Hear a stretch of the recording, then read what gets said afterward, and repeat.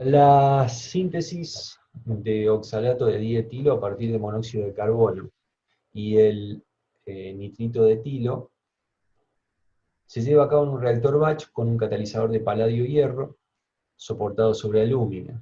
El catalizador produce también carbonato de dietilo como producto no deseado, de acuerdo al siguiente esquema de reacción.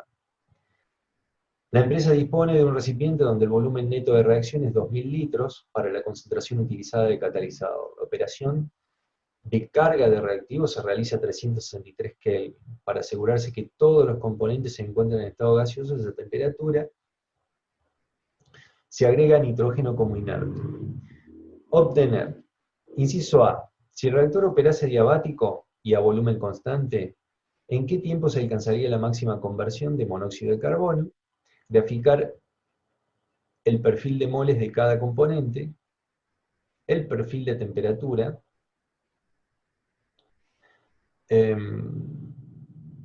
la conversión y la presión en función del tiempo.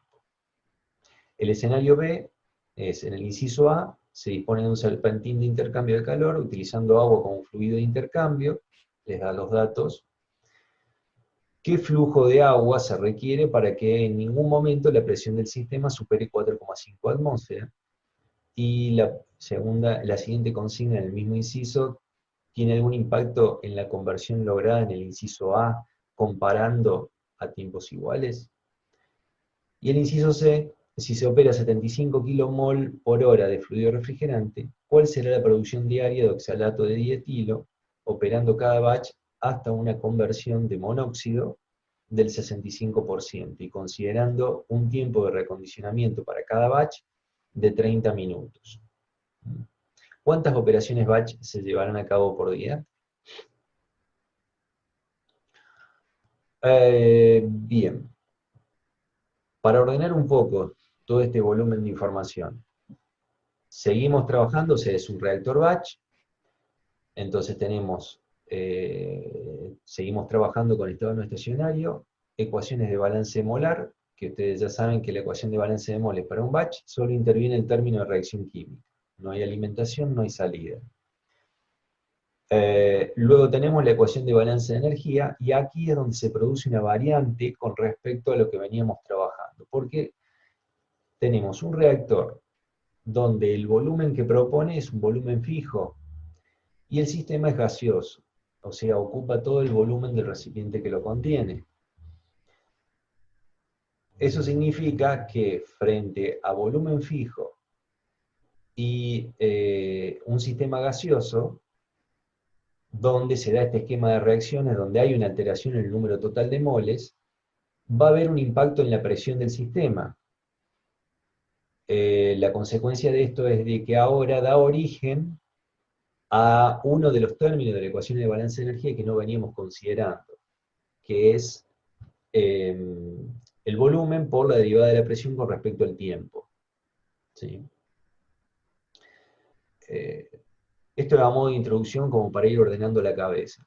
Entonces, el sistema de ecuaciones siempre sigue siendo el mismo, pero fíjense que acá, en este tipo de ejercicios, lo que tenemos que enfocar es la ecuación de balance de energía y asociar las distintas formas de balance de energía a los distintos escenarios.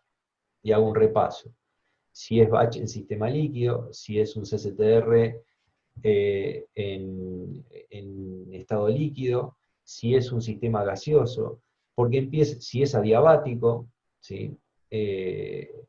Empiezan a aparecer y desaparecer términos de esa ecuación de balance de energía en función de cuál es el escenario.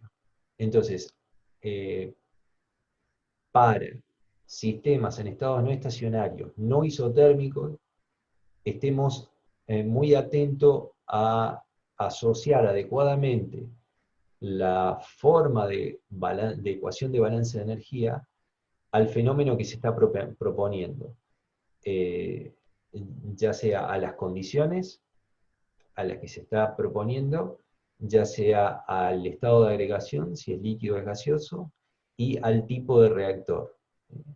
Pues son las tres variantes que influyen, o sea, más que tipo de reactor, tipo de operación. sea, de las tres que en general se plantean, arranque STR, semi-batch y batch, luego si el sistema es líquido o es gaseoso, y luego las temperaturas de los reactivos, para el caso de un arranque de STR, porque esas, como las tres componentes que acabo de mencionar, son las que de alguna manera determinan la forma de ecuación de balance de energía que debemos utilizar. Entonces, para no perder tiempo con los postulados, o sea, toda esta parte inicial donde es carga de datos, carga de información de datos, bueno, el número de moles de inerte,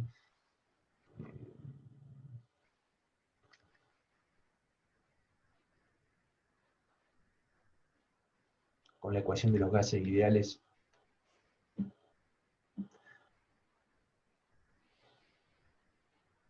el 0,25 corresponde a la carga inicial del reactor, el dato es 0,25 kilomol, con lo cual tienen el número total de moles de la carga inicial. Luego la composición en monóxido, claro, y le falta el inerte, por eso el inerte, porque me quedé pensando en cómo calculaban el número de moles inerte de esta forma, justamente porque conocen la composición de las otras tres especies y no exacta, la del inerte no viene reportada, con lo cual lo pueden calcular de esta manera. La presión inicial del sistema, calculada con la ecuación de los gases ideales.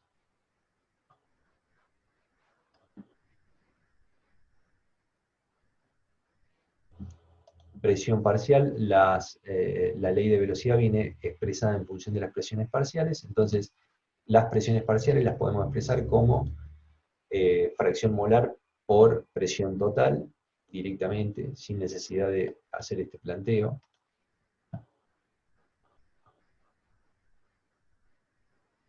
Las ecuaciones de balance molar, bueno, para el inciso A, donde es adiabático, y la ecuación de balance de energía, bueno, acá está expresado QDT, pero en realidad es cero porque estamos considerando el caso adiabático. Fíjense que desaparece la sumatoria de F sub I 0 por la diferencia de entalpías, acá no hay alimentación de reactivo. Aparece este término, pero la cosa extraña o novedosa, bueno, a ver, les muestro toda la ecuación para que vean que no aparece acá. Fíjense que acá sigue siendo la sumatoria de R sub I por H sub I, por supuesto multiplicado por el volumen, pero después acá no aparece el término B diferencial de P con respecto al tiempo. ¿Sí? Pero ustedes ven que hay algo raro, ¿no? A lo que estamos acostumbrados. A cada entalpía se le resta RT, ¿sí? Fíjense, a cada una de las H sub I, menos R por T. Por supuesto que R expresado en unidades de energía y que sea compatible con la entalpía. Hay que estar atento a eso. Y después en el denominador, bueno, no se ve exactamente, en el denominador fíjense que al CP se le resta R, que también R expresado en forma en unidad de energía es consistente con las unidades del CP. Se le resta R. Esta forma extraña, no sé si bien, tienen que haber visto el desarrollo en el teórico, que bajo el escenario de un sistema gaseoso en un volumen rígido, ¿sí? Como es el caso de que es un reactor batch, trabajando la ecuación original de balance de energía, así, planteando la derivada de la presión con respecto al tiempo y trabajando matemáticamente la expresión, hay un desarrollo por el cual se llegaba finalmente a una expresión de balance de energía de este tipo. Por supuesto que acá ya está la fórmula final. La deducción, vean la del teórico, del apunte.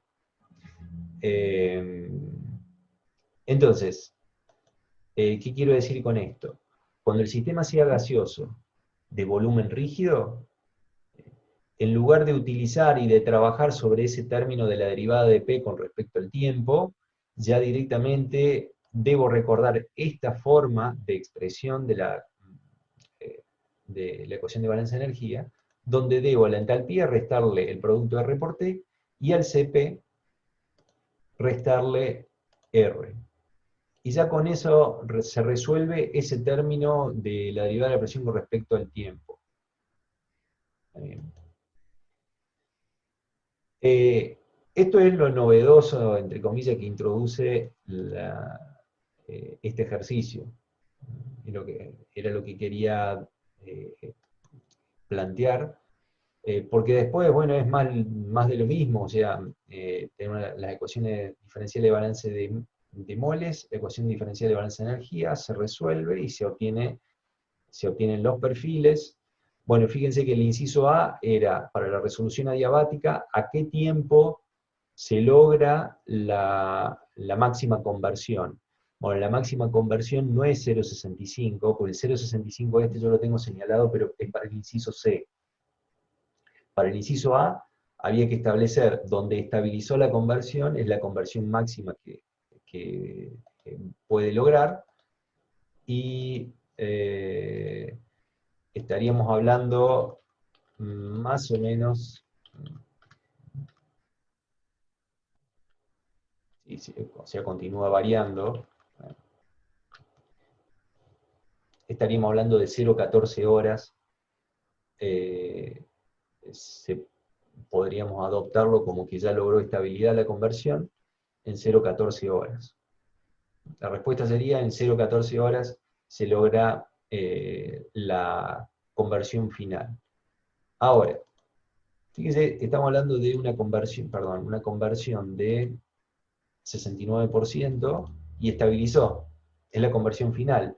Ahora, el esquema de reacciones son todas irreversibles. La pregunta es ¿por qué hemos llegado a una conversión final del 69%, siendo que las reacciones son irreversibles? O sea, ¿por qué no vamos al 100%?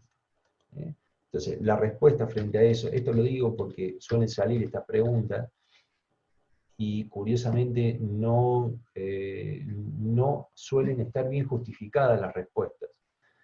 Se logra una conversión del 69% y ahí queda porque la especie a la que nosotros llamamos A no es el reactivo limitante. Recuerden que conceptualmente nosotros habíamos arrancado para IRQ diciendo de que generalmente adoptamos como especie A al reactivo limitante. Bueno, en este caso particular no fue así, porque quizás no estuvo hecho el chequeo inicialmente, pero más allá de eso es una cuestión de nomenclatura utilizada para cómo se trabaja el sistema. Lo importante es que ustedes conceptualmente se den cuenta de que si al que llamaron A evalúan la conversión, las reacciones son irreversibles y no llegan a una conversión unitaria, evidentemente es porque se ha agotado a alguno de los otros reactivos que participan en la reacción y sobre el cual ustedes están evaluando la reacción, la conversión, no es el reactivo limitante. La otra forma por la cual podía llegar a estabilizar a una conversión por debajo de la unitaria, recuerden que son reacciones reversibles, pero ya son otros casos, porque ahí llegábamos a la conversión de equilibrio definida por la termodinámica y ahí quedaba. Eso era, de alguna manera, marcaba la limitante de la evolución de la reacción. Aquí la limitante está en que se agotó uno de los reactivos y que se observa en este perfil. Claramente, en el perfil de número de moles, la especie B, que es la azul, llega a 0, se agotó B, la reacción se detiene. Y fíjense que A todavía queda remanente.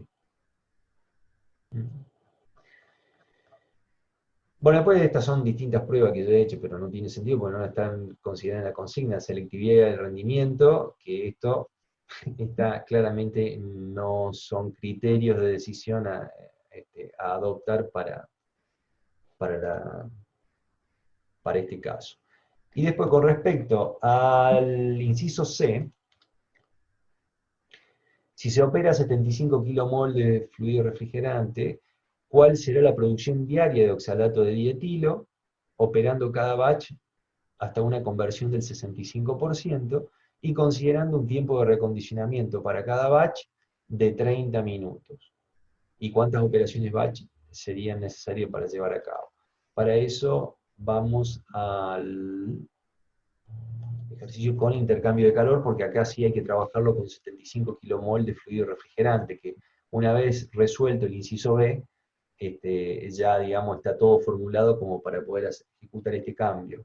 Entonces, para un flujo de fluido refrigerante de 75 kmol por hora, haciendo todo el desarrollo de NTU, y ahora sí considerando el caso con intercambio de calor, donde Q de T es distinto de cero.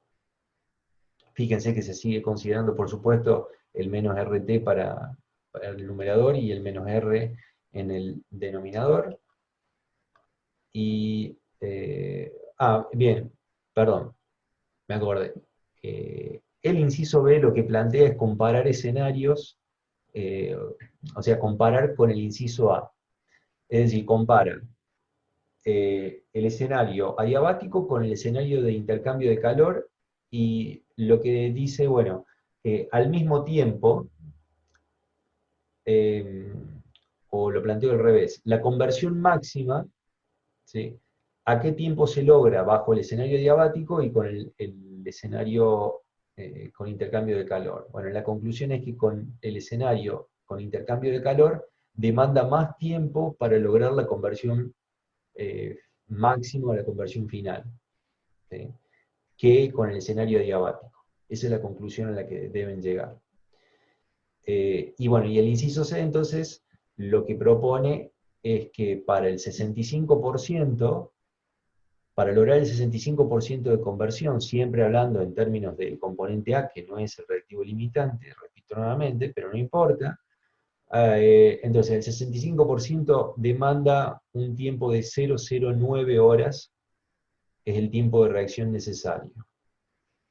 Entonces, a 0,09 horas hago lectura del número de moles de la especie C, que es el producto deseado.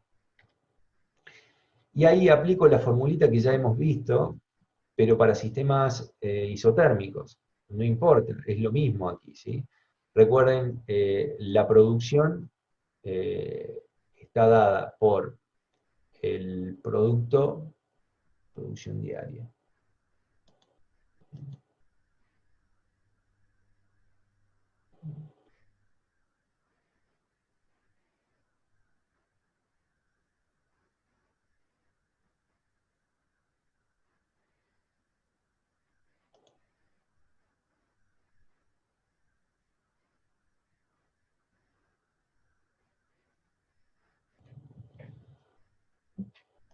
Ok. El número de moles de C al 65 corresponde al tiempo de reacción para lograr el 65% de conversión, dividido el tiempo para lograr la conversión del 65%, que era el 0,091 horas, más el 0,5 horas, que eran 30 minutos, me parece, de acondicionamiento. Sí, correcto, plantea 30 minutos de acondicionamiento, o sea, 0,5 horas. Eso me da el tiempo total.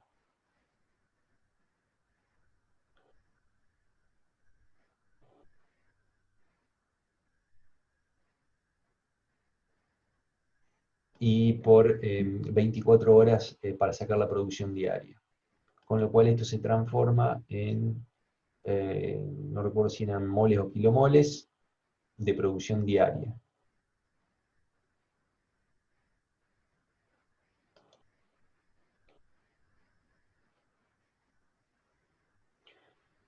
Bueno, esta es la producción diaria con respecto al tiempo, pero nosotros tenemos que hacer lectura. Como debemos de tener la reacción a 0,091 horas, porque corresponde al 65% de conversión para cada uno de los batch, en realidad la producción diaria que me interesa es solamente la que haga lectura a este tiempo, ¿sí? El resto, eso es por si yo no estuviera limitado o restringido de alguna manera a lograr el 65% de conversión y puedo trabajar a otras conversiones, a evaluar si habría algún tiempo diferente, menor o mayor, que aún así, trabajando con una conversión diferente del 65%, pero quizás aumentaba la producción diaria. ¿sí? Podría haber sido un escenario de eso. O sea, la consigna podría haber sido explorar si hay algún tiempo de reacción independiente de la conversión. ¿Sí? Con respecto a esta fórmula, que anteriormente me había quedado pensando, la que debemos utilizar, y que ya lo hemos visto en otro ejercicio, pero es, digamos, quiero que quede claro porque la habíamos visto de esta manera, donde el volumen de reacción era igual a la producción por el tiempo total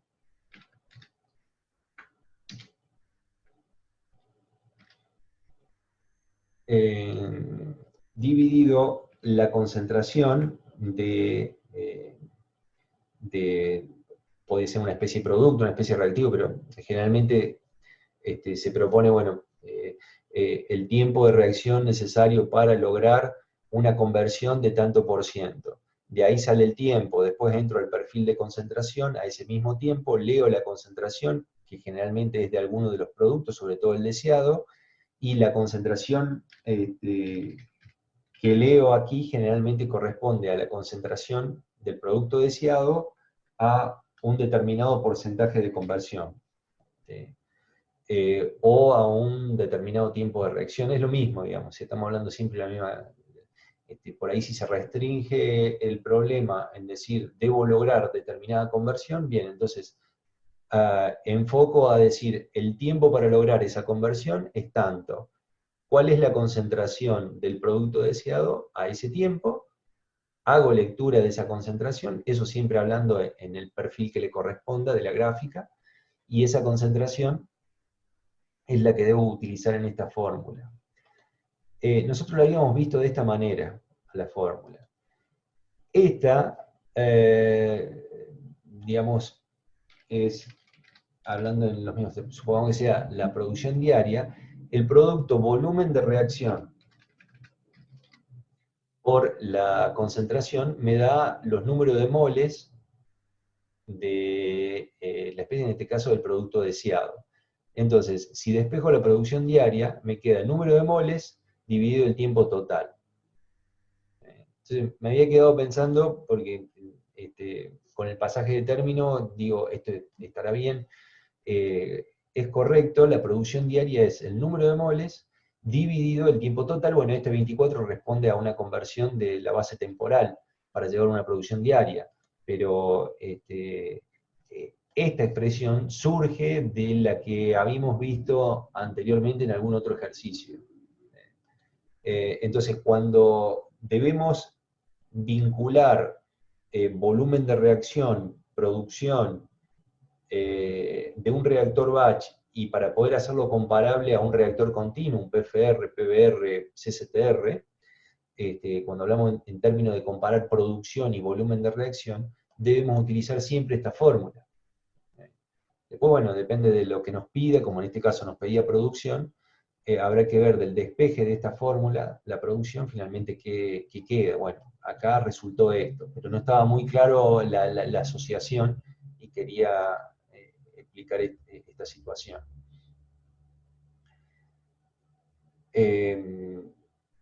Bien.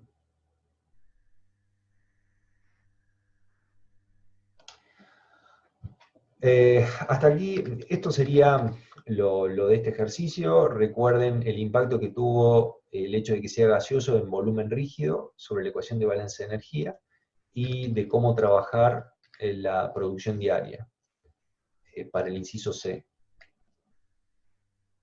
trabajando 75 kmol por hora. Y en el inciso B había otra cosa. ¿Qué flujo de agua se requiere para que en ningún momento la presión del sistema supere los 4,5 atmósferas? Aquí está en 75 kmol por hora, porque busca resolver el inciso C, y de acuerdo a esto, la presión, fíjense que pasa por un pico arriba de 4,7.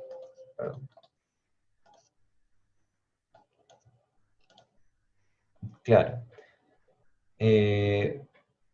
Pasa por una presión de 4,7, o sea, no estaríamos cumpliendo con la restricción del 4,5 4,5 atmósferas que propone. Entonces, en principio, digamos, sería razonable plantear un aumento en el flujo de fluido refrigerante para decir, bueno, bajo el perfil de temperatura y hago que bajo la presión, ¿sí? Y trato de trabajar a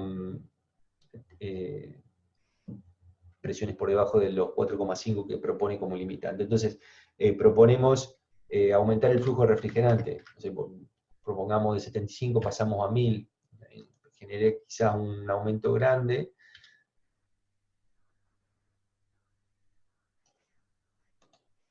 Sin embargo, la presión, fíjense que se mantiene en 4,71. ¿Sí? El perfil de temperatura, bien, lo que podemos hacer aquí es graficar el perfil de temperatura de salida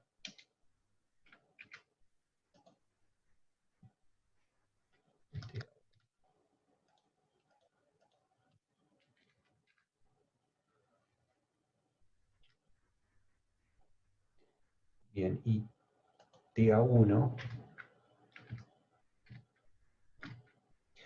Bien, el servicio entonces ingresa a 298, TA1, la temperatura de alimentación del servicio es 298, y la temperatura TA2 de salida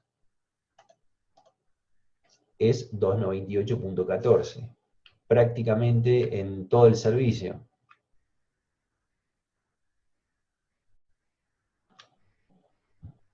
¿Sí? Entonces, la temperatura del reactor, de la reacción, evoluciona como lo indica la curva roja, la curva azul, en función del tiempo, la temperatura de salida del fluido del servicio auxiliar se mantiene prácticamente, se mantiene constante a 298,14, como lo veíamos recién, siendo que la temperatura de alimentación es 298, o sea, no hay cambio de la temperatura en el servicio. Ahora, veamos qué pasó a 75.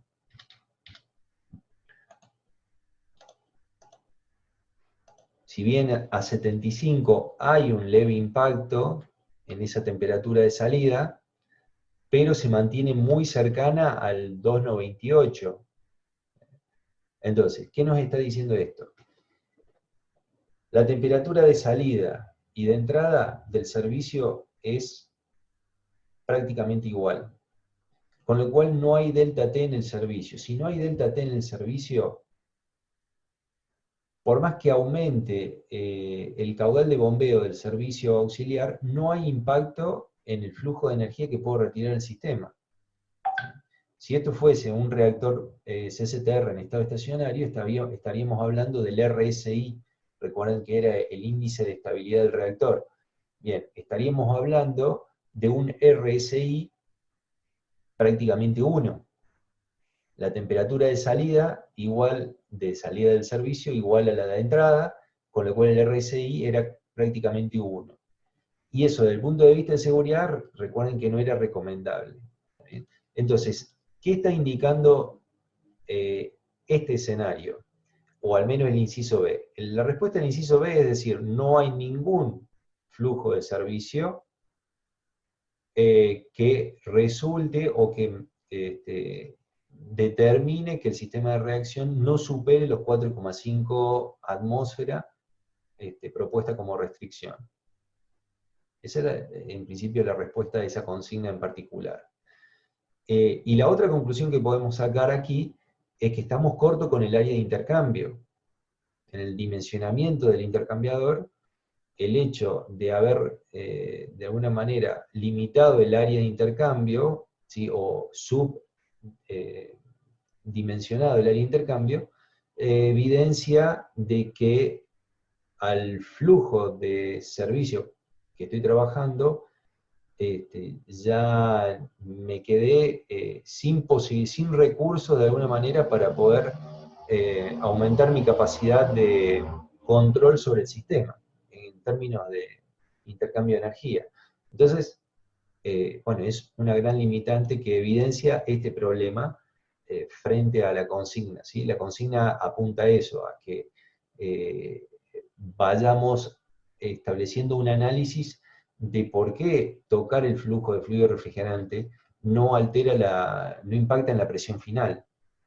Y es porque no altera el perfil de temperatura, porque ya no impacta en nuestra capacidad de eliminar energía del sistema.